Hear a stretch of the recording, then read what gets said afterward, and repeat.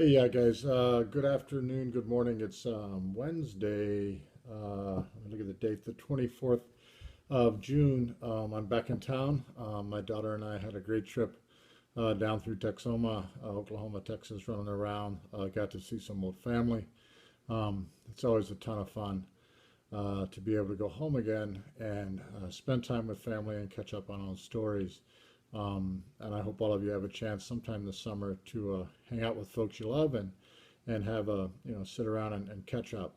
It's always nice to experience such a thing. As far as this week goes, I've just finished grading all of the response papers. I've graded everything that was turned in up to this point in the week. I'll probably say this often, given the core group of folks here, everyone is doing a really good job and meeting the expectations for the course. So just keep doing that same wonderful work that you've been doing, and everyone will succeed in the course. If you're falling behind in the course, please take this time to catch up, get caught up as soon as possible. The course continues to build up every week, and the further you fall behind, that much harder it's going to be to catch up.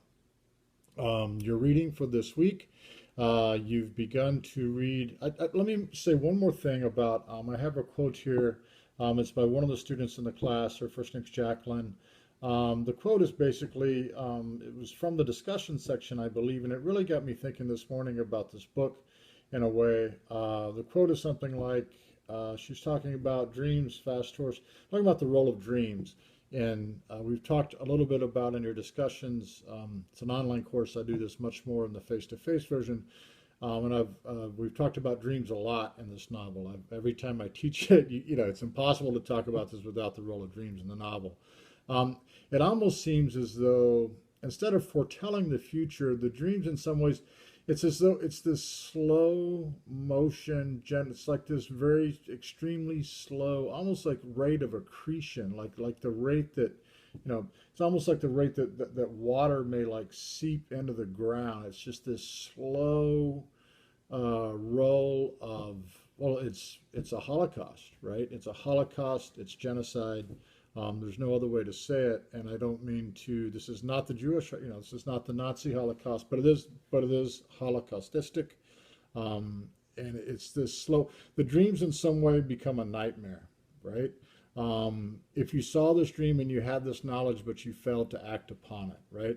I mean, it's very much like as we sit around and as our world changes about us, right? And if you're a catastrophic person, which I can tend to be at times, and if you're not catastrophic, that's fine. You can be technocratic.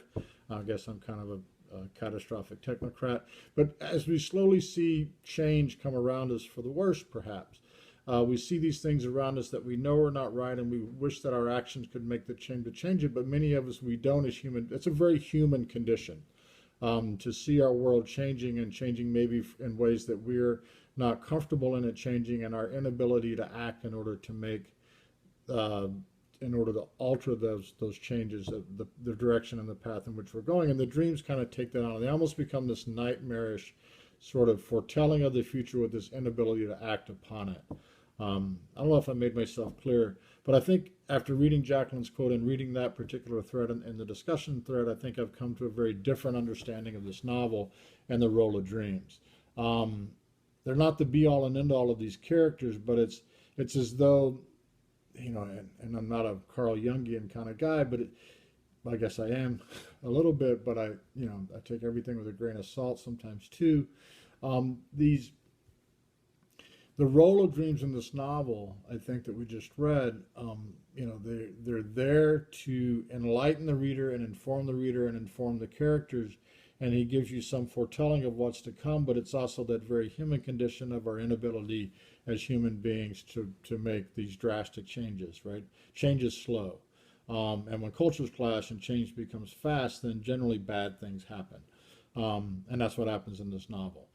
Even though this character manages to grow up and be the best, Fool's Crow, white man's dog, Fool's Crow grows up to be the epitome of a begunning male for his time period. He succeeds, and yet in succeeding, he sees the onslaught of the colonialist practice of genocidal destruction, the near eradication.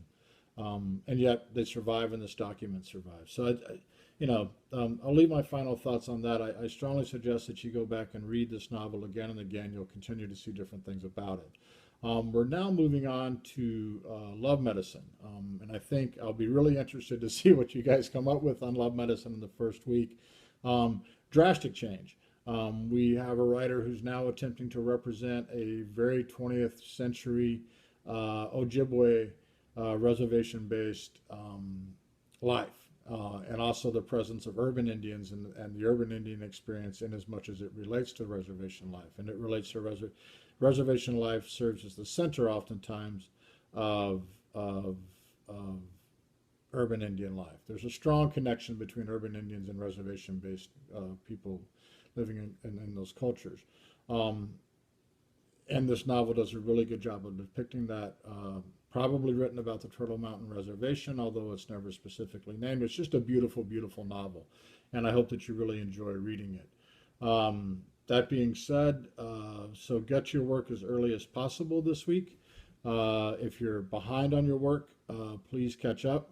Finish reading Fool's Crow, get the work turned in. If you haven't noticed yet, if you get the work turned in, I'm probably not going to assess a penalty for it.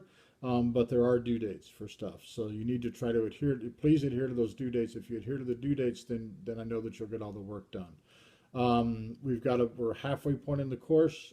Please don't give up now if you've made it through. Enjoy reading Love Medicine. Please let me know if I can answer any questions for you throughout the week. I'll be happy to do so. We have a multi-narrator. The narrative structure of Love Medicine is going to be slightly different. It's told through, and it's a series of different stories, and it covers a big expanse of time. It shifts you in time. It starts in the present and moves back. It's very much a family story. It's a family drama. It's a reservation-based family drama. We have, it's very much, I would call Fool's Crow very much a sort of a male-driven narrative in some sense, where this novel is